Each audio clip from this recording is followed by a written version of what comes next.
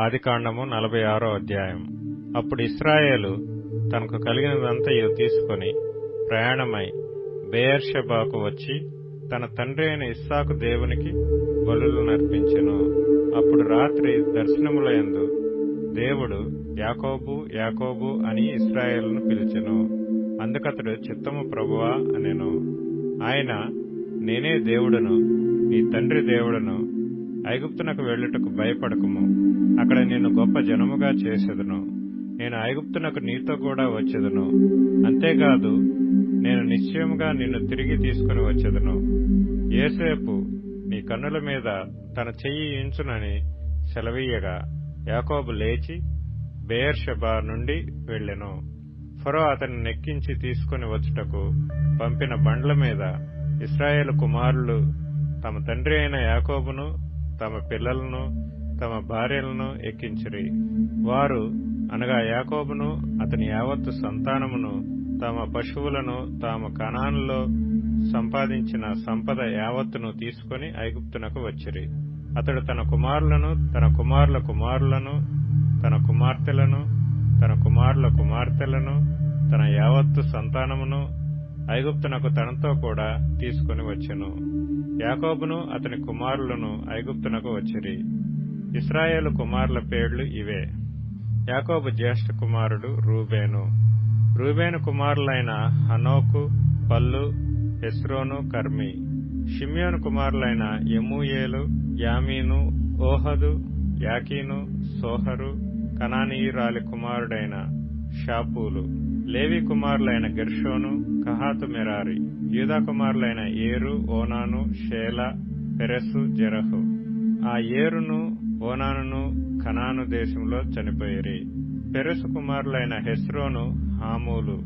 ఇస్సాకారు కుమారులైన తోలా, పువ్వా, యోబు, షిమ్రోను. జెబూలూను కుమారులైన సెరెదు, ఏలోను, యహలేలు. వీరు లేయా కుమారులు. ఆమె పద్దనరాములో యాకోబు వారిని అతని కుమార్తె అయిన దీనాను కనెను. అతని కుమారులను అతని కుమార్తెలను అందరును 33.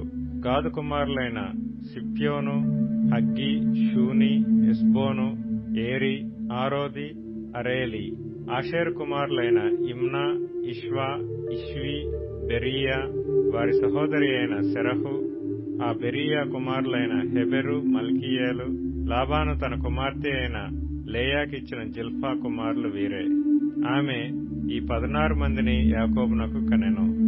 యాకోబు భార్య అయిన రాహేలు కుమారులైన యోసేపు, బెన్యామీను. యోసేపునకు మనష్షే, ఎఫ్రాయిములు పుట్టిరి. వారిని ఐగుప్తు దేశమందు ఓనుకు యాజకుడగు పోతీఫర కుమార్తె అయిన ఆసెనతు అతనికి కనెను.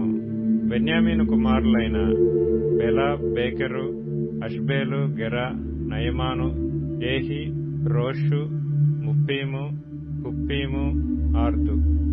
యాకోబునకు రాహేలు కనిన కుమారులకు వీరందరూ 14. దాను కుమారుడైన హుషీము. నఫ్తాలి కుమారులైన యహసేలు, గూని, యేసెరు, షిల్లేము. లాబాను తన కుమార్తె అయిన రాహేలునకు ఇచ్చిన బిల్హా కుమారులు వీరే. ఆమె వారిని యాకోబునకు కనెను. వారందరూ 7. యాకోబు కోడండ్రును వినాయించి అతని గర్భవాసమున పుట్టి యాకోబుతో ఐగుప్తునకు వచ్చిన వారందరూ 66. ఐగుప్తులో అతనికి పుట్టిన యోసేపు కుమారులిద్దరు. ఐగుప్తునకు వచ్చిన యాకోబు కుటుంబపు వారందరూ 70 మంది. అతడు గోషెనుకు త్రోవ చూపుటకు యోసేపు నొద్దకు తనకు ముందుగా యూదాను పంపెను. వారు గోషెను దేశమునకు రాగా యోసేపు తన రథమును సిద్ధము చేయించి తన తండ్రి అయిన ఇశ్రాయేలును ఎదుర్కొంటకు గోషెనుకు వెళ్లి అతనికి కనబడెను.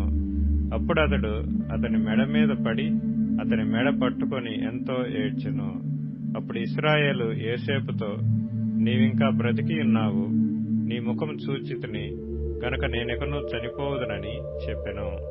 యోసేపు తన సహోదరులను తన తండ్రి కుటుంబపు వారిని చూచి, నేను వెళ్లి ఇది ఫరోకు తెలియజేసి కనాను దేశంలో ఉండిన నా సహోదరులను నా తండ్రి కుటుంబపు వారును నా ఎద్దకు వచ్చిరి. ఆ మనుషులు పశువులు గలవారు, వారు గొర్రెల కాపరులు. వారు తమ గొర్రెలను పశువులను తమకు కలిగినదంతయు తీసుకుని వచ్చిరని అతనితో చెప్పెదను.